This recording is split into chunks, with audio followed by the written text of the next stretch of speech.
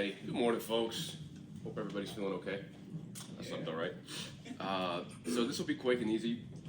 It's me quoting my honeymoon. Anyway, this is called Brozos. Oh. They say it's about 3 months into a new relationship where things can sour real fast. First night, Julia invited me over to her place. The milk completely curdled. Julia ended our grace period like a champ when she came out of the bathroom in rainbow suspenders and a pair of shiny red clown shoes. Julia sauntered over to me, each step accompanied by a high-pitched squeak. She smiled. You can laugh. I want you to laugh. The situation was ridiculous, but there's nothing wrong. There's nothing very funny about clowning. Don't get me wrong. I wasn't the type that claimed clowns were scary as a means of validating my disdain of lowbrow comedy.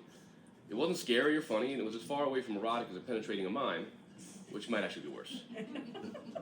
There were no prior hints of this from Julia. No strange tchotchkes on her nightstand or weird pieces of artwork in the kitchen. She normally wore black on black, sometimes charcoal. Everything about her screamed bland city girl. So it was disappointing to see her in those shoes, spread eagle on her bed and slowly pulling links of colorful ribbon from her lady parts. The sound of a car door closing snapped me away from the spectacle. Oh shit, Julia clutched the ribbons in a fist as she sat up. She'd gone through 3 sets of Roy G. Biv, and there was still no sign of an end. She swung her legs off the bed and stood up. Shit, you need to go. I was disoriented, a college freshman on his 5th shot of 151 proof rum, so to speak. What? Was all I could muster. Rob, listen to me, he'll kill you. Seriously. Julia snatched my clothes from the floor and shoved them against my bare chest. They're all crazy. I stared at the length of ribbon hanging from between her legs, trailing behind her like a tail. Who? I asked. Julia didn't get a chance to answer. I turned and I saw I wasn't far from the bedroom window. Outside in the driveway, I could see a Volkswagen Golf. There was a tall, broad-chested fellow with sharp features staring at me and breathing through his nose. Behind him, an entourage of 7 emerged from the tiny German car. That was impossible. They couldn't all fit in there. Julia shoved me and screamed. There was only one way out of the bedroom, and the hallway led me between the front and back doors. The primate in me finally realized I was in danger, and I made a break for it. But Julia's fellow was greased lightning. I ran face first into his heaving chest and nearly landed ass first on the shag carpet. His grip on my shoulders prevented that. We met each other's gaze and smiled without joy. No, this was a challenge. That primate instinct to run met his primate instinct to tear my face off. And his hairy knuckles met my jaw next. Now, I always prided myself as the type to have steel conviction. Like, a person would have to kill me before I did anything illegal. I was a self-made man, graduated from culinary school at the top of my class, trudged my way from the line to the sous and over to executive chef in record time. But then a dwarf got a hold of my scrotum, made it his personal speed bag, and my mind got made for me pretty fast. So what's the plan? Julia's boyfriend Dimitri watched me with tired eyes. We were in the back of a dirty van, his troop all decked out in black tactical gear, AR-45s, face mask, body armor.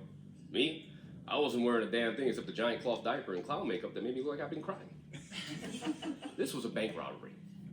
This was revenge for checking in between Julia's legs, for catching a matinee performance of a ribbon trick. My mouth was taped over tight. One of Dimitri's buddies wrote something on it. I couldn't see their faces, but every time someone looked at me, I could tell they were smirking or laughing. Every time they cackled, it felt like some new clown hell would be unleashed upon me. I never understood how Julia could find laughter at one's expense to be a turn-on. The van stopped. 2 of Dimitri's crew stood at either side of me and forced me out, dragged me into the bank behind a screaming Dimitri. He said everything you ever heard in the movies. Money or your lives. Everyone stand at the far wall. No heroes. 94 seconds, said one of Dimitri's stooges. They were like following a fucking script. Dimitri nodded and grabbed me by the crook of the arm. He reached into the leather satchel at his side and thrust an oversized baby bottle into my hands. He pressed his hands hard over mine and I heard a click.